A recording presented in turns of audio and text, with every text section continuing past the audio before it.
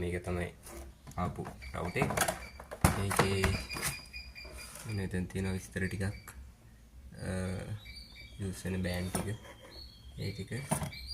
එතකොට මේ රවුටර් එක එතන තියෙන පෝට් ටික HDMI එක දාලා පාවිච්චි කරන්නේ මම.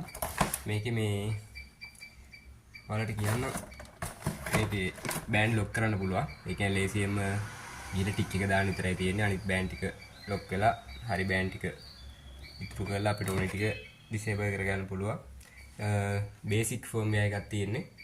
ඒ කියන්නේ සාමාන්‍යයෙන් ඩයලොග් එකේ ගත්තොත් එහෙම අපි S10 වගේ රවුටර් එකක් ගත්තොත් එහෙම ඒක අපිට පුළුවන් ගිහිල්ලා බලන්න සිග්නල් කොච්චර තියෙනවද.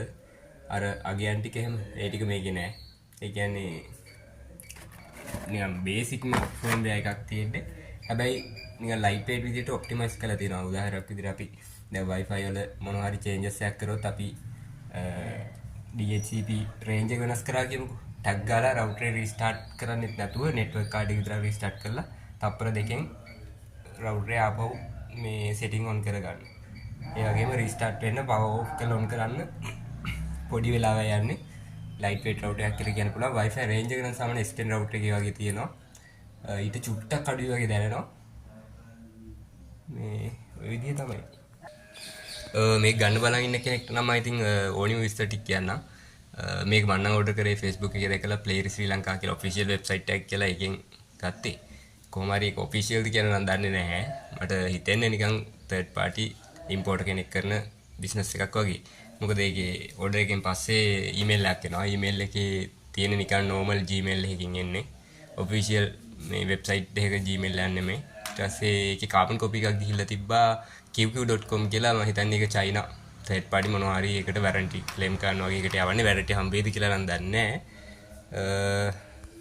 කොහොම හරි router එක දැන් මාසයක් විතර පාවිච්චි කරා. superior පාවිච්චි ගන්න පුළුවන්. හච් වලට තමයි අරන් තියෙන්නේ. ඉතින් හච් වල දැන් සාමාන්‍යයෙන් Samsung A22 5G වගේ ෆෝන් එකක තියෙන ස්පීඩ් එකම router එකෙන් අදිනවා LTE Cat4 ස්පීඩ් එක. සාමාන්‍යයෙන් Wi-Fi range එක තමයි මේකේ පොඩ්ඩක් මදි වගේ දැනෙන්නේ. ඒක මදිත් නැහැ. S10 router එකේ චුට්ටක් අඩුයි වගේ දැනෙන්නේ. ඉතින් බෑන්ඩ් ලොක් කරන්න පුළුවන්. මේකේ විශේෂම කියනවනේ මේකේ සර්කිට් එක තියෙන්නේ. දැන් මේක ලොකුවට රවුටර් එක තිබ්බට සාමාන්‍යයෙන් ඔන්න ඔච්චර විතර පොඩි සර්කිට් එකක් තමයි තියෙන්නේ මෙතන. ඔන්න ඔච්චර විතර චූටි සර්කිට් බෝඩ් එකක් තියෙන්නේ. මෙතන ඉඳන් මෙතෙන්ට අර නිකන් පටි වලින් වගේ මේ ලයිට් ඉන්ඩිකේටර්ස් වලට ලයිට් එන්න මේවා වෙලා තියෙනවා.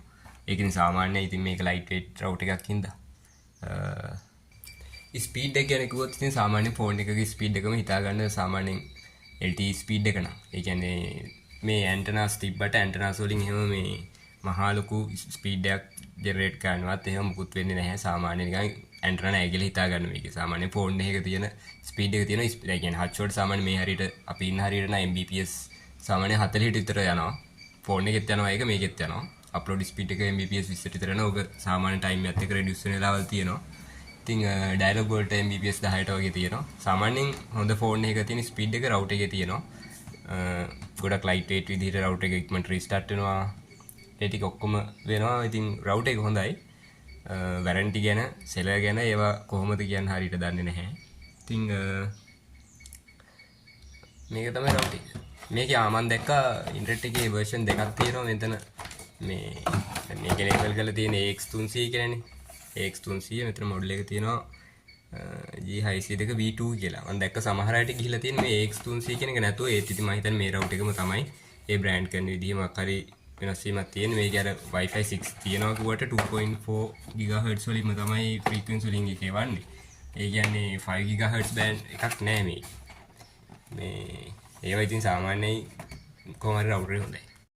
මේකේ කොහොම හරි සම්පූර්ණ ෆුල් කිට් එකක් මේ charge එක හම්බ වෙනවා. කනෙක්ට් කරන්න. ඊට පස්සේ network cable එකක් හම්බ වෙනවා මේ තියෙන. මේක හම්බ වෙන්නේ ඩයලොග් වල වගේ. ඊට පස්සේ මේක රත් වෙන්නේ නැහැ. මම බැලුවා සාමාන්‍යයෙන් GB 10 15 ඩවුන්ලෝඩ් කළා කිසිම රත් වීමක් වෙන්නේ නැහැ. මේ සාමාන්‍ය S10 රවුටර් එකක් තරම රත් වෙන්නේ නැහැ. මේ performance හොඳයි රවුටරේ සම්පූර්ණයෙන්ම.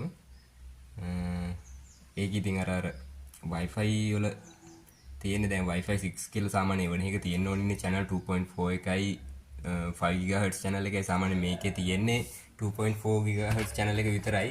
ඒත් ඉතින් අර Wi-Fi 6 technology එක use කරා කියන එක තමයි මම හිතන්නේ මෙයාලා මේ කියලා තියෙන Wi-Fi 6 තියනවා කියන එකේ. කොහොම හරි සාමාන්‍ය මේ ඇන්ටනා ගැන හිතන්න එපා. සාමාන්‍ය අපිට අර දැන් extend router එක තරම Wi-Fi නැහැ කියලා හිතෙන්නේ සාමාන්‍යයෙන් මේක අර ඇන්ටනා තියෙන ඉඳ අපි හිතනවා ලොකු range එකකට යයි කියලා. ඒත් ඇත්තටම යන්නේ නැහැ. සාමාන්‍ය extend එකට වඩා චුට්ටක් අඩුවේ මීටරයක් දෙකක් අඩුවෙන් තමයි Wi-Fi range එක යන්නේ. ඒකින්ද ඉතින් ලොකු සෝනයක් බලාපොරොත්තු වෙන්න එපා මේ ඇන්ටනා නැහැ කියලා හිතන්න. ප්‍රයිස් එක ගත්තොත් මට 10000කට මේ කේබල් තිබුණේ. ටෝටල් එක කියන්නේ 9500 රවුටර් එක shipping 500කුත් එක්ක 10000කට කේබල් තිබුණේ. WhatsApp වලින් chat කරලා තමයි දැම්මේ Facebook එකේ දැකලා ඒකේ WhatsApp number එකට ගිහලා මේ order කරේ. මේ ඔයාලා මේකේ hutch sim එකක් use කරනවා නම් සාමාන්‍යයෙන් බලන්න ඒකේ දාලා මොන channel ඒ කියන්නේ hutch වල channel තුනක් තියෙනවා. 1 එකයි 3 එක බෑන්ඩ් තුනක් තියෙනවා. 1 බෑන්ඩ් එක 3 එක 8 එක. ඒ කියන්නේ සාමාන්‍යයෙන් අපි ඉන්න හරියට Mbps 40ට සිග්නල් එන්නේ බෑන්ඩ් 3 වලින් විතරයි. බෑන්ඩ් 8 වලට චේන්ජ් වෙච්ච ගමන් කෙලින්ම ස්පීඩ් එක අඩු වෙනවා Mbps 2කට විතර. පළවෙනි එකත් එහෙම. ඒකින්ද ඔයාලා සාමාන්‍යයෙන් මේ හට් හරි මොනවා හරි දානවා මොන බෑන්ඩ් එකකටද වැඩිම සිග්නල් තියෙන්නේ කියලා බලන්න. ඒක ලොකු ගැප් එකක් තියෙන ස්පීඩ් වෙනසක්. ඒකින්ද හරිම channel එක ලොක් කරන්න. සාමාන්‍යයෙන් හට් වල නම් බෑන්ඩ් 3 තමයි. අනිත් ඒවා නම් ඔය ඩයලොග් මොබිටල් වගේ ඒවා නම් එහෙම ලොකු බෑන්ඩ් ප්‍රශ්න නැහැ මම හිතන්නේ දන්න විදියට. සාමාන්‍යයෙන් මේ විදිහට තමයි මේ හච් එක කරන මේ යන්න වෙන්නේ. ඉතින් අන්තිමට කියන්න තියෙන්නේ රවුටර් එක හොඳයි. අරන් බලන්න. මේක ඉතින් ටෙස්ට් කරන්න දැම්ම වීඩියෝ එක කොහොමද මේ වෙන්නේ කියලා. ඔයාලා මේ පුළුවන් සබ්ස්ක්‍රයිබ් එකක් දාන්න, කමෙන්ට් එකකුත් දාන්න, ලයික් එකකුත් දාලා යන්න. මේ මොනවා හරි මේ තව ඕනනම් මේකේ මේ කමෙන්ට් එකක් දාලා යන්නකෝ. මේ පසුතල ගැන වැඩි හිතන්න බෝඩි වෙන්නේ. ඉතින් මේ අරගෙන බලන්න රවුටර් එක හොඳයි.